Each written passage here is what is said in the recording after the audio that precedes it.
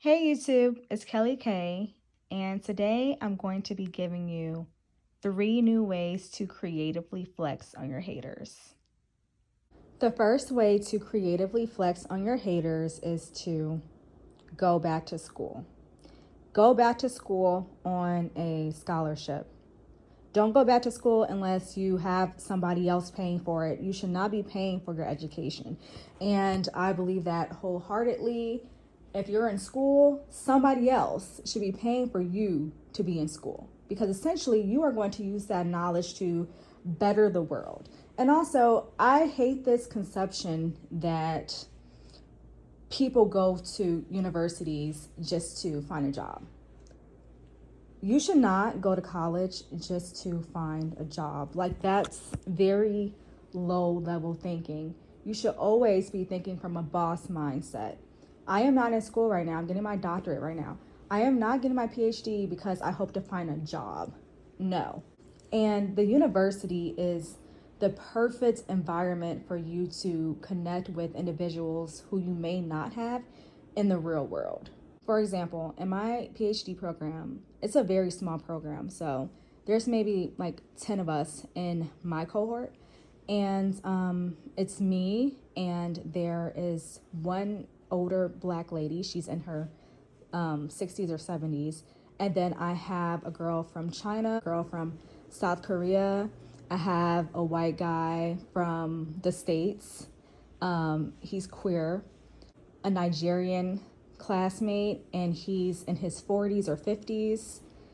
We have the most interesting conversations about posthumanism, the Harlem Renaissance, the arts, etc., etc.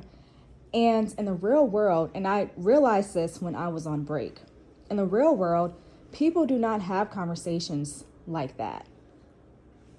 The university is the perfect place for you to open your mind to different subjects and different topics that you wouldn't even know to look up. Like, you don't know what you don't know. So when people say you can go to YouTube University, I agree. However, it takes a very special person to come up with their own curriculum, follow that curriculum, learn from that curriculum, and complete that curriculum.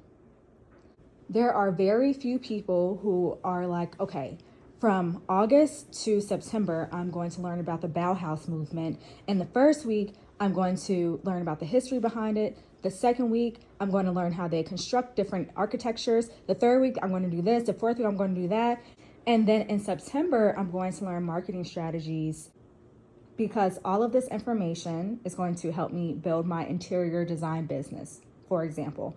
Very few people are going to know what resources to get. And also, college is just a wonderland, especially if you live in a college town. For the most part, they're safe and they have everything laid out for you. They have mental health services on the fourth floor. Then they have academic advisors. They have tutoring. They have guest speakers from around the world coming in, speaking about their expertise.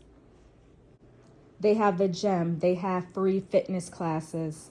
They have different sporting events like hockey and golfing. They have pottery lessons. Universities, especially if you go to a big university, they have so many resources that maybe in the real world, but it's just harder to access. Like, if you're in the city, you may be able to take pottery lessons, for example, but you may have to drive downtown and then find parking and then pay for parking and then do this and that. And then you may want to go to a hockey game later, but you're going to have to drive to the other part of the city. Versus when you're in a college town, you can just be where you are. Usually there's not a lot of traffic. Oftentimes you'll be able to get out of class and then just like walk over to the pottery lesson or take a shuttle. It's very simplified. And also, if you're at the right universities, then your professors, they're going to be well connected. And so you can tell them your dreams and ambitions, and they know the keys to get there. I have very big dreams and goals, but they don't seem too ambitious for me right now because I am surrounded by people who have the resources so I can get what I need to get done. And I realized that in the real world, what I'm doing is ambitious as far as my plan for life or whatever. In the real world, when I tell people about that, they're like, oh my God, that's so much. How are you going to do that and this? And I've never heard that before. I get that a lot. I've never heard that before. I never heard that before. Versus in my environment, it's celebrated. They believe in you. Your professors believe in you. Your classmates believe in you. You have the resources. You have the opportunities. So if you want to creatively flex on your haters, going back to school is a perfect way to flex because you are investing in your education. And when I say invest, I mean time, not money. Find a scholarship. There's too much money out here for you to be paying for school. I'm going to emphasize that. So you're investing in yourself intellectually. You're meeting people from around the world. You're doing things that you would never do if you were just in your hometown. There are so many benefits. Not everybody can move to a college town, but even if you go to a university online or a college online, that's still a great way to meet people because chances are they're going to have Zoom classes and group discussions and like discussion posts and things like that. So you're going to be having conversations about things that you learned in the last chapter of your book or whatever. And, you know, you're going to get business ideas and strategies depending on what program you enter into. And on top of all that, it's fun. It's really fun to learn and expand your mind. I'm low-key a nerd. I love reading. I love watching documentaries. I love doing hard things. I love challenging myself. Because my thing is, life is too short not to be as smart as possible. I mean, there's so much information in the world. No one person dies knowing everything, but the more you know, it's just like the world literally changes before your eyes. Your world literally shifts. You're more creative, you're more empathetic, you're more knowledgeable, you're more articulate, you're in shape if you use your university's facilities. And for my pretty girls who like to social climb and whatnot, the university is the perfect place to social climb because if you're the pretty girl and you want to be seen, you can try out for the cheerleading team and there you go. Now you're known as a cheerleader on campus. Or if you want to be the head of a club or a vice president of a club, now you're known as the girl who does that. You can run for homecoming queen if they offer that at your school. So it's a really cool place to social climb. And this isn't something that I really realized until I got older, because when I was younger, when I was in undergrad, I was focused on all the wrong things. I was focused on just the socializing part and getting my work done. But now I'm realizing that what you learn, it is not for your professors. It's for your knowledge. Even if you're reading something that you believe has nothing to do with you and your life, and you're like, this is dumb, do the work, not for your professors to impress them, not to get an A in a class, but just to expand your knowledge. And everything that you learn, apply to what you want to do. Everything you learn. Like right now, I'm reading an academic article, which I would never look up. It's called Post-Human Creativities, Educational Experience Beyond the Human. I mean, that's not something that I would think to look up on my own. And right now it doesn't seem very relevant. But who knows, post-humanism and creativity, et cetera, it may come up in a business meeting one day. Post-humanism may be the next big movement and I'm already 2 steps ahead. I don't know. So during my doctoral program, I have to constantly remind myself, you are doing this for you. You are not doing this for your professors. You're not doing this for your classmates. You are doing this for you. My entire life, I was primed to believe that you're there to impress your teachers. You're there to compete against your classmates and earn the highest grades. And that's a cool byproduct, but that's not the main focus. But my master's program, I had such a great time because I knew better. I knew what to do. I knew what not to do. I met so many different people. I have so many colleagues. I'm a part of group chats where we post opportunities for jobs and fellowships and things like that. So I'm a part of groups that I wouldn't have been if it wasn't for the university. So a great way to flex on your haters is to invest in your education. I don't care what people say about college, you can't knock it. Like they say, it's just a piece of paper. No, it's not. It's an experience. So if you're contemplating going to college or not, I recommend that you do find somebody to pay for it first. Look up grants, scholarships, etc. Look at cities and towns that you may want to live in, because you may not want to live in your city anymore or your hometown anymore. You may want to move. So that's also a cheat code. If you're tired of where you live, but you're afraid to move to another town or city or whatever, going to university is the perfect place to do that, because now your university may send you a list of apartments to go to, and you're surrounded by people who are also there for the first time. Also, for my girls who completed their bachelor's degree, I recommend getting your master's degree, your PhD, your law degree, your MD. I mean, whatever you can, especially if you feel like you're in a place right now where you feel stagnant and you're not inspired creatively. Start looking at college applications. Just see what they have. Just see what type of programs they have. See what type of grants and scholarships may be out there. Another way to creatively flex on your haters is to buy original art. If you're over the age of 23, you are too old for posters, darling. You are too old for posters of your favorite artists and no. Buy original art. Invest in original art. It makes your home more beautiful. It's something that you could pass down to your children and your children's children. And it's really impressive when people come to your home and they see original artworks on your wall.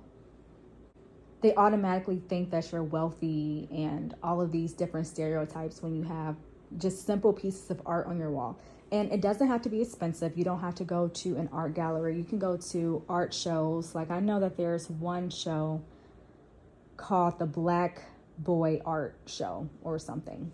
And they have art shows in different cities, I believe. And they only sell original artworks. So you can go to art shows like that. You can also look in thrift stores. Look on Etsy. Make your own piece of art. Every woman should have art in her home.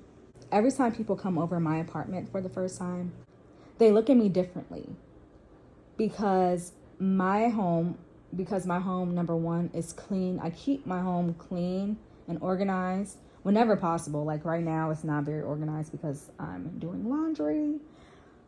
But I keep my house clean, and I have a bookshelf full of books, and I have my degrees on the wall, and I have my original paintings on the wall. My paintings, you will never find them anywhere else in the world. I have 2 large paintings, and I'm working on accumulating more. Actually, I brought up pottery lessons earlier because I enrolled in pottery lessons. And I did that because I want pieces of art that I made all throughout my home. That's a flex as well. So while your hater is worried about you and she's sitting under her flimsy, cheap posters, you can be looking online, going to art shows, etc., so you can beautify your home and your space. Another way to creatively flex on your haters is to go MIA and then pop out on social media looking better than ever.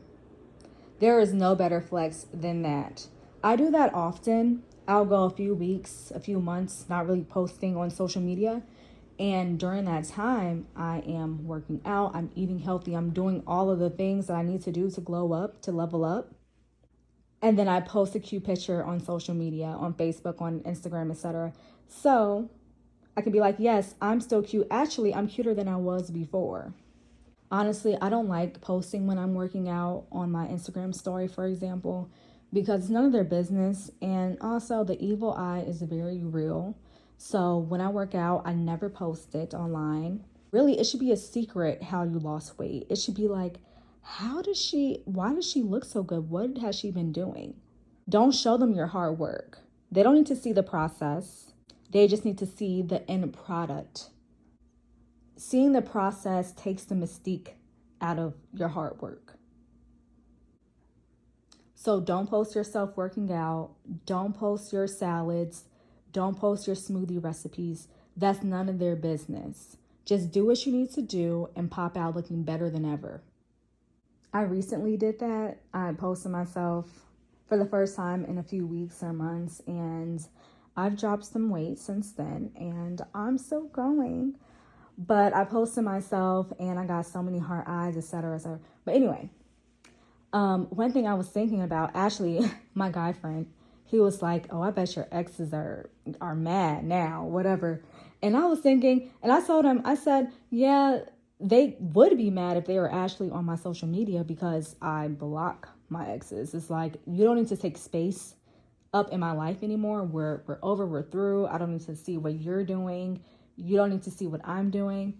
But that really, but he gave me an idea. So I was like, because I really would want my ex to see me looking good right now. So what I did, I'm so petty. So what I did, I texted one of my exes, who is a hater, by the way.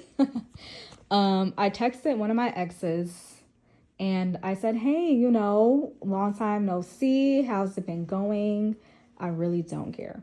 But, I was saying, all the things. And then when it was the perfect excuse or opportunity to send my picture, I did that. He asked me what I've been up to, and I said, just working. And then I sent him the picture that I posted on my Instagram story. I was like, "Yeah, this is me now. I'm just being me." And anyway, so after I sent that picture, it was we chatted for a little bit, but it was no reason to continue a conversation. I just wanted to flex on him really quickly. And he had the nerve to text me the next day and the next day. And I'm like, "Look, we are not friends." I didn't say that. I just didn't respond. But anyway, yeah, so go ghost and then pop out, flex on your ex or your hater or whatever. But make sure you're looking good. And like I said, do not show them the progress. Don't show them the process of your work. They don't need to see you work your magic, okay? So that's the end of this video. Like, comment, subscribe, and let me know what you guys think. Bye.